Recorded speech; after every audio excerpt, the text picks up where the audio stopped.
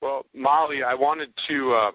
I had all these great questions. Evan and I put all these great questions together. Then I did get the book, and so I'm going to kind of go off of our script a little bit because I noticed right in the beginning that when you dedicated the book, and I was reading a past interview that you had done, but I saw this acknowledgement, and the book is dedicated to all the women who fought to be allowed to report from locker rooms, and without them it would not exist.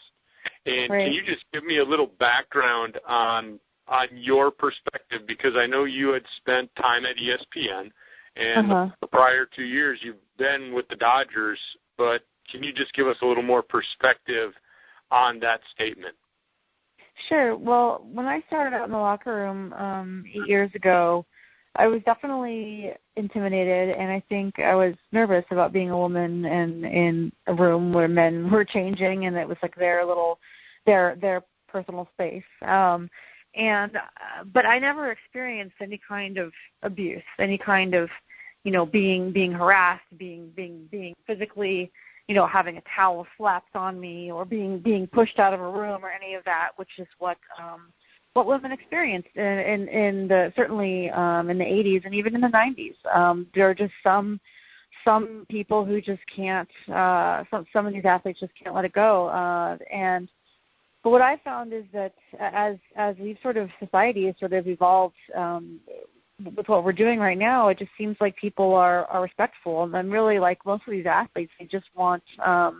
If you know about baseball or football or basketball, and you're a respectful person, and you in your approach and in your dealings, and you're professional, they don't care. They don't care if you're a man or a woman. But that being said, to get access, these women had to endure a lot. They had to endure a lot of humiliation and physical, verbal, all kinds of abuse. And I'm eternally grateful. Yeah, it definitely sounds like it's took a lot to get to the point we are now, where it's a pretty common occurrence that you got women in the locker room. So it's great that that is an option, because like you, there's a lot of other really talented sports reporters and sports writers, female sports reporters and sports writers out there as well, and it's very hard to have a voice when you can't have access to the locker room. And speaking of access to the locker room, the book, the Best Team Money Can Buy, is regarding the having access with the Dodgers. So what inspired you to write the book? Well, I grew up a Dodger fan. I grew up on fifth generation Angelino. People have been here since the 1800s, and it's just sort of been this thing that's been passed on through my family. And I think that's not enough to write a book. It wasn't a book like a fan perspective book. I mean, I try to be as neutral as possible, and certainly there's stuff in there that's not flattering about different people, but that's just the reality of what went on. I was in New York, living in New York, working for ESPN, and the owners of the Dodgers, the McCourts, they were running the team into the ground, and they filed for divorce, and then they filed for bankruptcy, and ESPN sent me out to LA to cover all of it. And I think that sort of being there when that was going on, and going from the courthouse to the clubhouse, and having players asking me if their checks were going to bounce, going from that to then they're sold at auction for a record $2.15 billion, and they go out and they get all these, they compile the most expensive payroll in American sports history, and all that happened over the span of like 12 months. So for me, it was just like the incredible turnaround at how it happened. It was just two polar opposite extremes in such a short period of time, and it just really felt like it lended itself to a book. Because it would have started as an article, but then there was just so much there that sort of grew into a book. Yeah, and I'm going to jump ahead. One of the questions was about the sale, because part of the book, and I can't wait to read this part of it, in the press release was talking about the $2.15 billion sale, and your book talks about insight that they didn't overpay for the franchise right. at $2.15 billion, when a lot of common sports fans, Moly, they drop their jaw like, oh my God, right. $2.15 billion. So yeah. give us a little bit of that insight in the book about why they didn't overpay for the franchise. Well, it's weird because the reason why the team went for that much money, honestly. Even though they're an iconic brand and they're famous and they're in a big market and all that, the reason why it went for a lot of money is because their television deal was about to expire.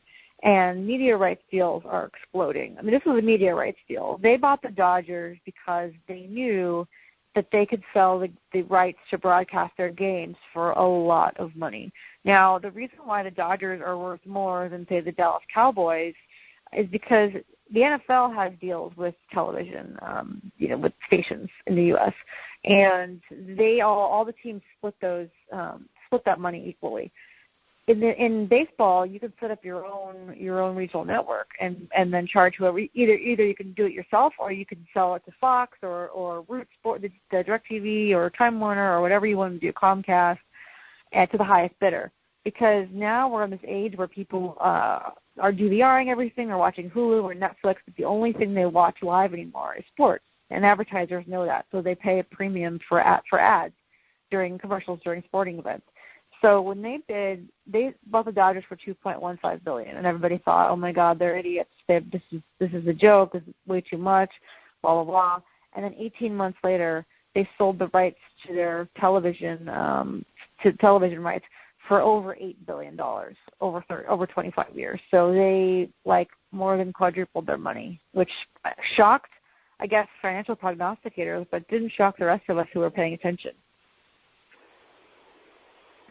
Yeah, well, as it's talked about, Troy mentioned, Dodgers were pretty much in horrible shape when the McCourts finally sold the team. I know there's a big divorce between the McCourts, and now new ownership has taken over, and it's the payroll has skyrocketed. The success in regards to, I guess, the regular season has much improved, but I guess the question is, with the Dodgers, what is really, I guess, impact has the owners had in regards to building the Dodgers? I know some owners are very hands-on, like George Steinbrenner was he had a GM had a GM by title, but he pretty much ran things. How have the owners been involved with building the team back up? Yeah, well, they've been very involved. They first of all, the team was in such a mess when they took over. Fans had been boycotting. Everybody's morale was down, and they knew that. So they came in right away, and they paid to get superstars in there to kind of rejuvenate the fan base. They had Hanley Ramirez, Zach Greinke, Adrian Gonzalez, all these people. Right away, they redid the locker rooms. They redid the scoreboards. They fixed the stadium and they cleaned it up. They cleaned all the bathrooms and all the lighting and made everything feel a lot safer in the parking lot. They put a lot of lights up. Just the whole vibe was better immediately. But the good thing about this owner, Mark Walter, who's in charge, is he doesn't meddle like Steinbrenner or like Mark Cuban. He's not there screaming at people. I've never actually seen him angry. He gets upset. Of course, he gets upset when they lose, but he's not out there yelling at managers, yelling at umpires, screaming at general managers. He's smart enough to know what he knows and know what he doesn't know. And I think Magic Johnson, the same can be said for him as well, because he's involved in the ownership group, and he's got a significant amount of his own money in this team. He's got $50 million into the Dodgers, which is 50 times what Jay-Z, the rapper, has into the New Jersey Nets, the Brooklyn Nets. And so he's definitely involved, but Magic's not telling them who to sign or who to trade for. He's there sort of, to talk to players, to schmooze with the corporate sponsors in the luxury boxes, and that's important. So I think they've got a really good setup. It's kind of a dream, right, to have an unlimited payroll, but to have an owner who isn't unstable and screaming at people.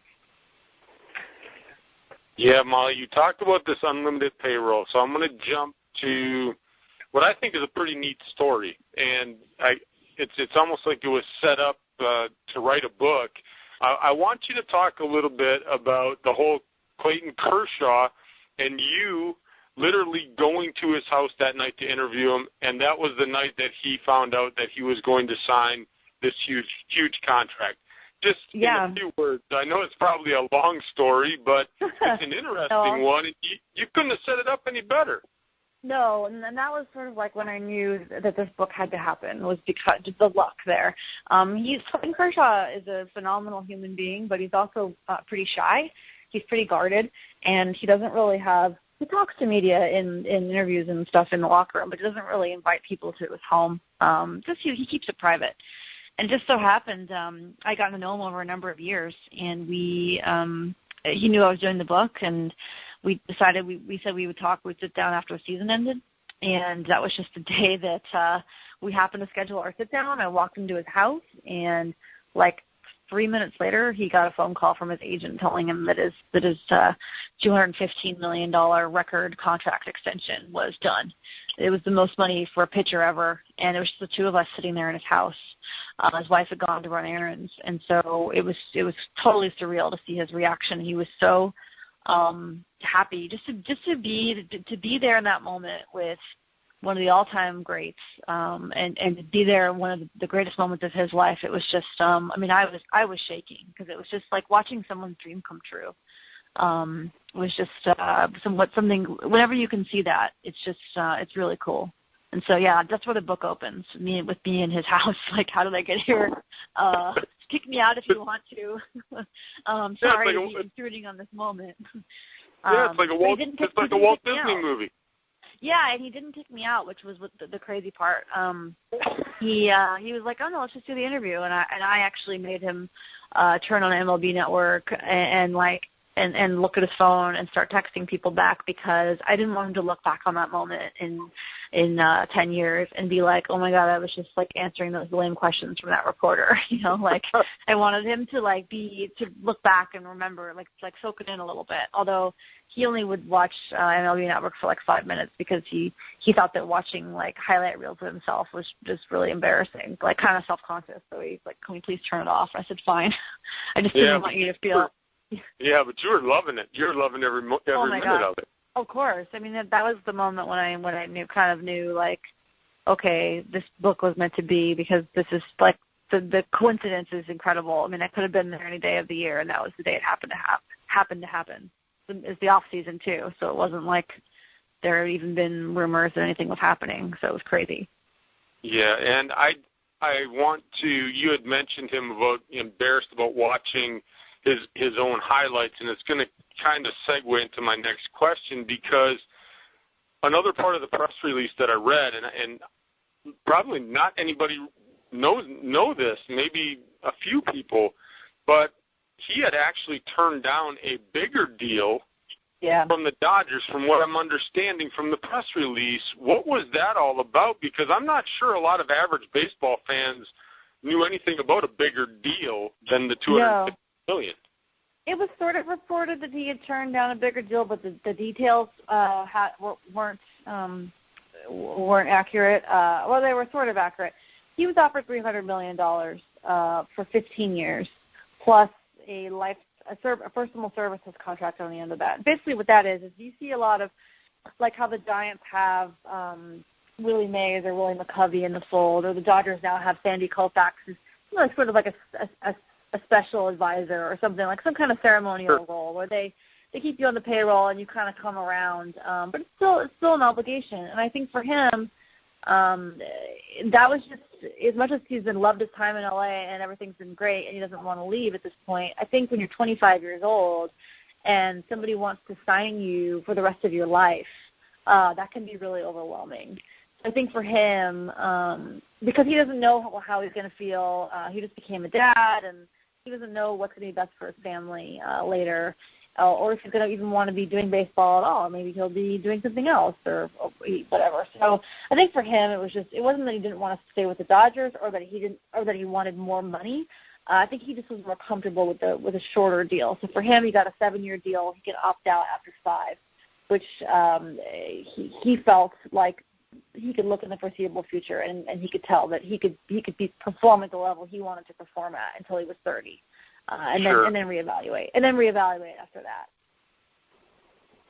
You talk about a player in Kershaw, very humble, very good off and on the field.